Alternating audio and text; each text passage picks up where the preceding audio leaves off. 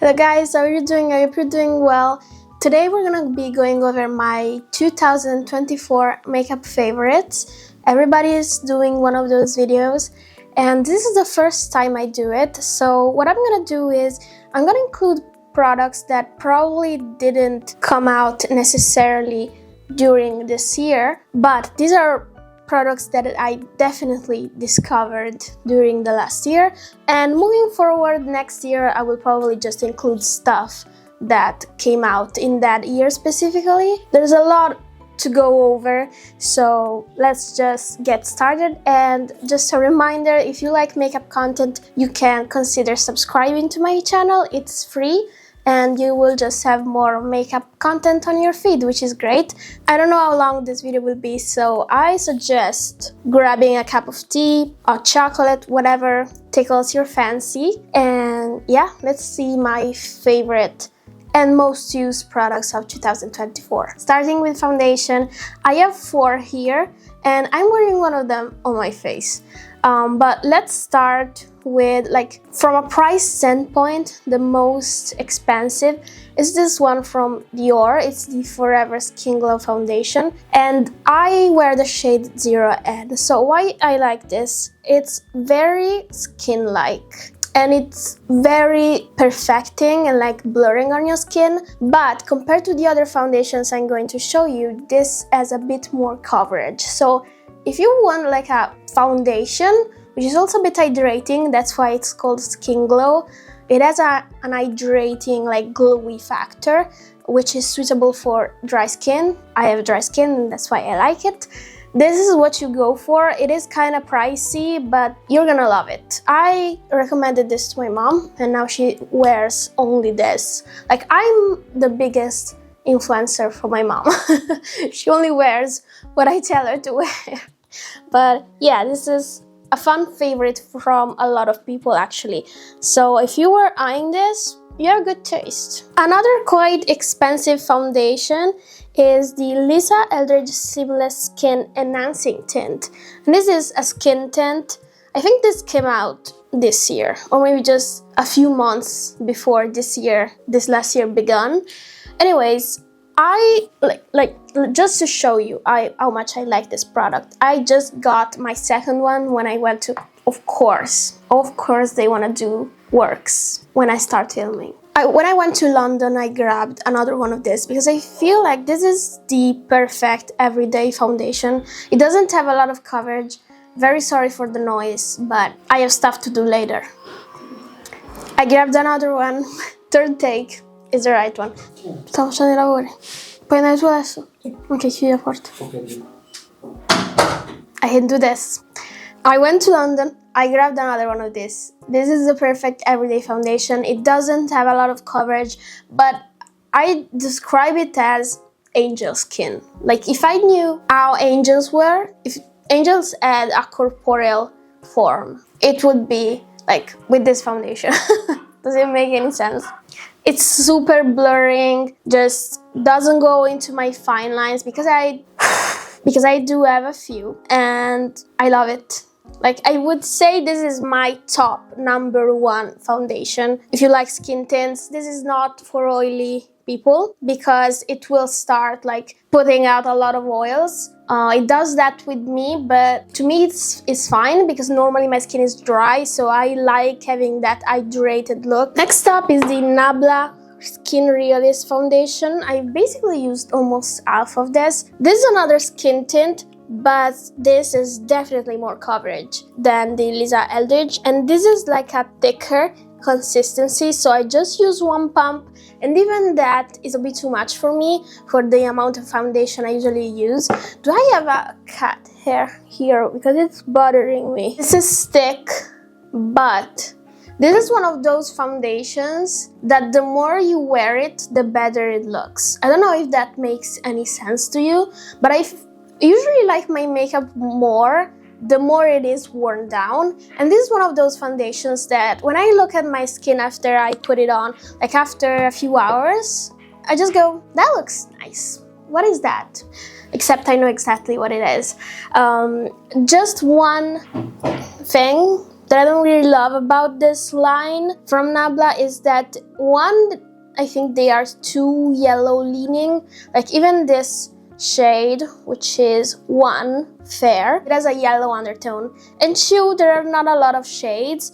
They do say it's because it's a skin tint, so it kinda applies to a few people, but the undertones, and then even then, I think they have like 5 or something like that, is definitely not enough. So you would need to check if they have something that works for you, which is not okay. We are moving in 2025. Please get on with the times. And last but not least, the foundation I'm wearing right now, it is the Maybelline New York Super Stay 24 Hours Skin Tint. I wear the shade 02. The thing about this is, first of all, it's super liquidy, but not as liquidy as the Liz Eldridge. This is super like water, but this one, I don't think you will be able to see that, but in the bottle, it looks like the Charlotte Tilbury Flawless Filter because it has those like glowy particles. On the skin, you don't really see those, so it's not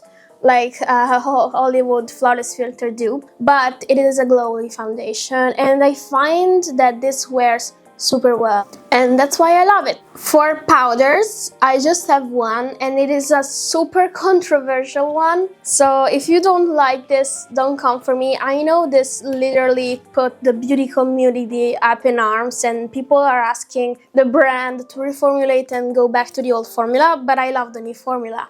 So I'm talking about the Givenchy Frise Libre 4-color loose setting powder. I have a mini here in the shade Voile Rosé. And yeah, this was reformulated without talc, and I feel like they put some mica in there, and that's why it's luminous. Honestly, I like this more because to me it seems more like lifelike, more human. I don't really love the 100% matte powders such as the Huda Beauty. I find that they are like too filter-like, so they don't look as human to me, but this looks like it still makes my skin matte, but not in a lifeless way. It has some like inner glow. I don't know how to describe it to you. Some people say that this is like a highlighter to them. I didn't notice that. It still blurs and mattifies for me, but I like this way better than the Huda Beauty powder, and that's why I'm putting it here.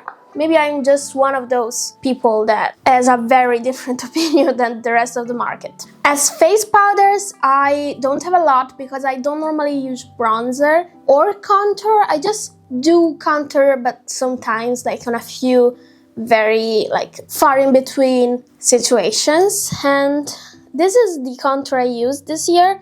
It's the Too Cool Art Class by Roden. This is a K-Beauty product, and you can see how much I've used this.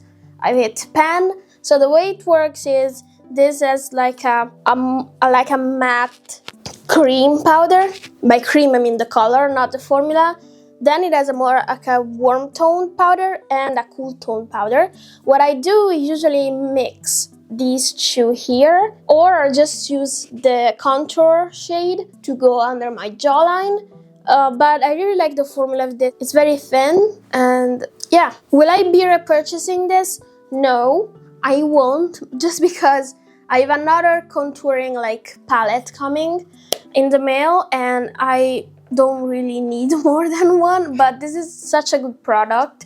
And the undertones of this, like I'm fair, cool leaning, and this doesn't go green, it doesn't go orange, it's like the perfect neutral contouring shade. Let's go over to blushes just to complete the face, the complexion makeup. So I have a few, because this year, as you may know, we have had a lot of blush releases, and I hope that this will change in 2025. I hope we will see more eye makeup, because I think we've lost that this year. But I'm just looking at my notes, I'm not answering messages.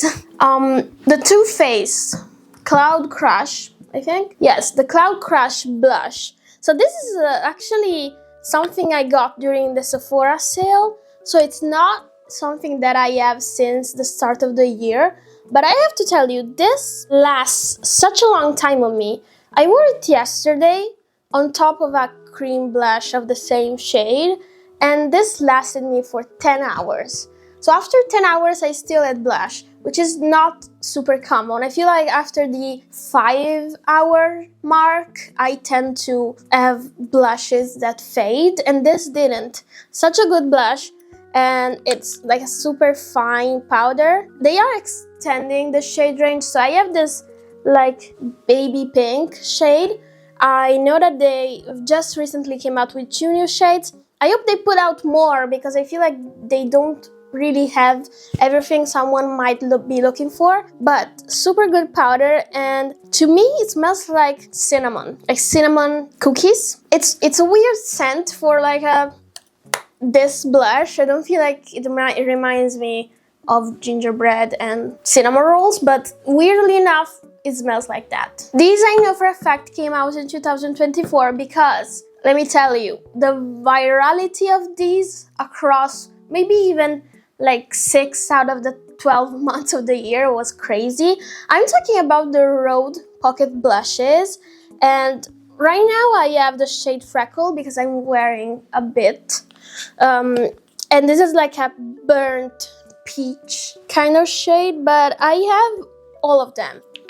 Yeah, I have all of them because I love them. So this is the shade. These are super pigmented, very easy to blend. I used mine on top of a powder blush, so it didn't like create any weird spots. It blended super easily, and the what I love the most about these is that I feel like there was some really serious thoughts going into these, because the shade range, while you may think like at first sight it does like match the usual Sephora shade range. Like you have a baby pink, you have a peach, you have a reddish one, but these shades are much more nuanced. The mauve is not just a mauve blush, it's a mauve with some gray in it. The peach is a burnt peach. The reddish one is a terracotta brownish red. Every shade has something to it. Even the baby pink, which is called Piggy, it has some gray to it, which makes it perfect for like super fair people. So these, I feel like they deserve the virality they had. Maybe the virality was because of Hailey Bieber, but her products, honestly, so far, I have loved everything I've tried from her. So if we are making good products that go viral, I'm all for it. Second blush I really loved this year, which came out in this year, is the blush filters from Huda Beauty. Well, I have more than these. These are just the few I grabbed like in haste now, but these have been promoted as blushes that are super easy to blend. In fact, their marketing for this was that she was giving influencers and receivers of PR this like blindfold type of goggles, and they had to blend the blush without looking. And yeah, I would say that these are super easy to blend. I just use the shade Strawberry Cream, and they are super thin. The original range didn't have a lot of them, and she is slowly but surely expanding on these, and I think that's a great move because these are super good. She just came out with a lilac one and a brownish one. Yeah, these are super good. They do have some like glowy particles on them. Like I feel like especially this black cherry shade has some tiny particles, but you don't see them on the cheeks. At least I don't see them on my cheeks because I have dry skin, so whatever glowy factor I put on gets sucked in. And I hope that she will come out with even more shades because honestly, I use them almost every day. And bonus point, you can use them on your lips. I use this one, Strawberry Cream. I think this is my perfect nude, and it's a blush. The last blush I have is a powder one, and I don't know about this one because for sure this is the this came out this year, but I also think that the brand has it in its like standard line. This is the NARS, the Light Reflecting Blush. in the shade Sex Appeal, and this came out with a collection with Love, so I think it was for Valentine's. This is the blush. So this is a super light peachy shade, and it has this light reflecting quality to it. Watching it here, it has like a slight pink shift. I'm wearing it on my cheeks, like mostly here on the apples of my cheeks, and this is the perfect blush if you are fair like me and are looking for something that doesn't really look like you're wearing anything, but it does something to your cheeks, you know, because it has that glowy factor, and the peachiness, it's not orange. It's just like a rosy peach. It's the perfect shade. So normally the Sex Appeal blush, it's in their range, in their like permanent range. I don't know if the fact that it has a glowiness to it is part of what was new with the collection, or if it's always a glowy blush. I'm not sure. I just know I have this version, and yeah, super recommended. If you still can't find this, or you would have to check if the normal Sex Appeal blush also is glowy. But yeah, this collection was perfect for me. I also really enjoyed the eyeshadow, and we will in fact be talking about it in the eyeshadow category. Let's start moving on towards eyes, and I'm starting it off with the eyeliner category, which I know it's a weird category, but I feel like I have had a lot of banger products that I've used this year in this field that I want to talk about them. So first of all, this is a staple. This is the Makeup Forever Artist Color Pencil in the shade Whatever Black. And do I really have to tell you why this is a good eyeliner? I feel like all the beauty community knows about it. I use this in my waterline, basically to tightline my lashes, or even just to smoke out my lower lash line. This lasts all day. It doesn't budge. It doesn't go away with watery eyes. Just a solid eyeliner choice. I also use this on my lid and then just smoke it out with a brush to create a cat eye look, and I love it. The second one is this Sephora collection. This is the Black Ink Fine Line Felt Liner. So this is a felt liner eyeliner, and mine is a bit gone, but can you see how fine the line is? Usually felt tip eyeliners, the more you use them, the less ink gets to the tip. This doesn't do that. It always has ink to the tip, so you can always use just the tip. I use that word too much. It's starting to lose its meaning. To do my winged eyeliner, and it's always super precise. Another pencil type of product is the Nabla Cupid's Arrow.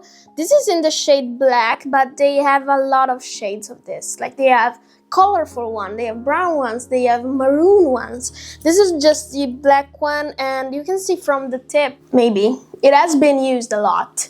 So what I do is just twist it up, go with an angled brush, and do my eyeliner. And it lasts all day. You can use these also as eyeshadow bases. You can use them in your waterline. You can use them for whatever, and that's why I have a couple of them. This is a new entry for me, but it's a good one. So just like the Nabla one, I've been using these ColourPop shadow sticks. This is in the shade Out at Midnight, and this is like a dark gray with glitter particles, and you do see the glitter on the eyes, which makes for a fun eyeliner, but it doesn't take over your look unless you decide to use it as a smoky tool. But let me show you.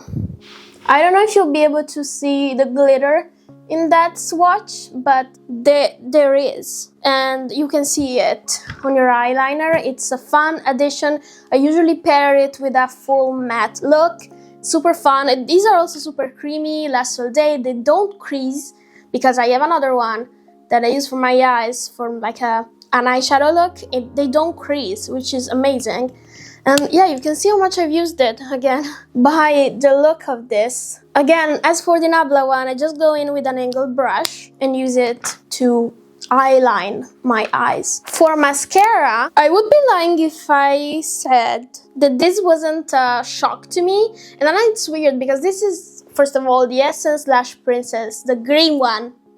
The green one. Mascara, and I know it's super popular, but usually I'm not easily impressed by a mascara because I feel like I normally have good lashes. So every mascara is like, it's a mascara to me, you know what I mean? But this is like offers a lot of volume. It's super black. I understand why it's popular. I've used this basically all year, and yeah, it has just been recently replaced by my second mascara choice, which is the M Cosmetics Shapeshift 2B Mascara. So why did this replace this? You might be asking. First of all, this is a 2B mascara, which means it's super easy to wash off. So you just go like this with some water and it comes off. But second of all, this gives me the type of effect I'm looking for more, because this gives a lot of volume, but I don't really need that, even though it's good. Like, it's good. My go-to mascara this year. This is the perfect mascara if you're looking for dull lashes. I'm wearing it today. I don't know how much you can see that, but it's super elongating and it separates them, but it also coats them. It becomes super black, and yeah, that's just instant doll-like look. I love it, even though it's a recent acquisition. Now we can go over the eye category. So this was a bit difficult for me to narrow down because I love eyeshadow and I use very different products. Like every day I try to use something different to, first of all, use my collection, but also because I am excited about using something different every day. So I had to narrow down the products that stood out to me, even though I didn't necessarily use them every day, and that is because of the reason I just told you. So first off, the ColourPop sticks. I just mentioned it. Where is it though? Just grabbing one of them. This isn't the exact shade I've been using, but all these shadow sticks are good. So this is the shade Next Spot. It's a metallic one. And so what I did, just a swatch, this is like a metallic mauve. What I did is just swipe these on my lids and blend them with a brush and call it a day. That was my look for the day. That's always so easy to use. Doesn't matter which shade you use. I even have the maroon one. This one, it's called Plum Tart, and this makes for the perfect burgundy smoky eyes. Do you see how easy these are to blend? They are super nice, and that's why I have a few shades of them. And whenever I feel lazy, I go for this product specifically. Another eyeshadow I very much enjoy using is the NARS Osaka Light Reflecting Quad Eyeshadow. Again, this is from the Valentine's with Love collection. I had to hunt this down. I literally had Harrods ship it to me from the UK because this is like the perfect quad for everyday pinkish, brownish shades. It also has a duochrome, which I don't care about. It has a peachy undertone to it, which pairs super well with the corresponding sex appeal blush from the collection. I really like using this. You can see the imprint has faded because of the use, and again, a super easy to use quad. I feel like the keyword for these products I'm showing you is easy to use, because if I'm just going for a more complicated look, I'm just fishing a special eyeshadow palette from my drawer. But these are like super staples. I have another two eyeshadow palette, the Huda Beauty Creamy eyeshadow palette in the shade Neutral Brown, Creamy Obsessions. This one, you can see I've used it quite a lot. Of course, keep in mind these are all creams, so as soon as you touch them, you make a dent in them. But this, I feel like this was a controversial palette because people don't like the fact that after a few hours these shades almost all blend together, and that is exactly why I like this palette. I really like the blurry effect it gives, like all the shades seamlessly blend into one another. It looks like the day after kind of eyeshadow, and I like it. I also like the shades.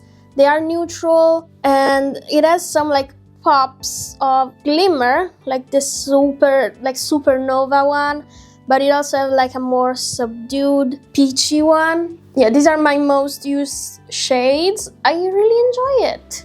It doesn't crease on me, so even if it's just creams, and even if I don't use the shade they give you to set it, I just really enjoy, having creams that blend into each other and blur. I feel like that's the thing for cream eyeshadows. Even the Danessa Myricks, like the Groundworks palettes, do that. So I don't know why it was critiqued. I feel like it was misunderstood. And the last palette is one I got from Italy. This is the Mesauda brand, specifically the Archetype palette. And you can see why I like this. It's just a staple neutral. I don't have anything like crazy to say about it. It's just whenever I needed neutrals, I picked up this one. I feel like this shade Stone, the perfect grayish neutral for your crease. It's just a good palette.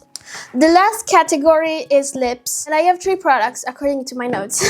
First off, this one, which I'm wearing today. This is the Cosmetics Lip Mage, and this is a new release from this year. This is in the shade Amber. So this type of lip products are all I go for nowadays. I have all the shades of this Lip Mage, by the way. This is just terracotta peachy one. It went nicely with my look. So these are super thin formulas, super glossy. If you leave them on without, doing this with your lips, they become super glossy. Glosses usually wear down when you talk, when you eat, and when they do, they leave you a nice stain. So you can see I just wiped this off. It didn't stay on my hand long enough to have like a bigger stain, but these do leave a nice stain. And these are the type of products I go for, because I don't want to be reapplying my lip products after dinner or after having, I don't know, a cappuccino. I just want to have a tint on, and this do provide both glossiness and a tint. In the same category, I have this product from Wonderskin. This is their lip mask in the shade Lovely. So this is one of those viral products that is blue, and then you use it on your lips. It's still blue, and then you leave it on and peel it off or just remove it with a wipe, and they leave a stain. So for the same reason as the Lip Mage, I just like having a tint on that I know won't really fade. And for the last product of this year, I've used a lot these lip velvets from ABH. This is the shade Blackberry, and these are moussey formulas that I feel like we borrowed from the K-beauty market because they have a lot of these. And these are comfortable lip products. You can see they're super blurry. I feel like the darker the shade, the more it will go into your lines, but I like that look. Yeah, I really enjoy the shades, and also these do have like a staining effect on your lips. So this is all I've been about this year: stains and glossy stains, everything that leaves color on my lips. And just to show you the shade from Wonderskin, I just wiped it off with a wipe, and this is the stain it leaves. It looks not super dark, but on my lips it's darker because I have like a base redder color underneath. And this was everything for today. I showed you the best makeup, my most used makeup of 2024. Let me know in the comments what are your favorites. If you want to do like a rundown per category, I would be happy to see your comments. If not, just leave me, I don't know, like top 3 products of the year. And thank you for watching this video. I will hopefully see you in the next one if you decide to subscribe and join our little community. And yeah, have a great one. Bye!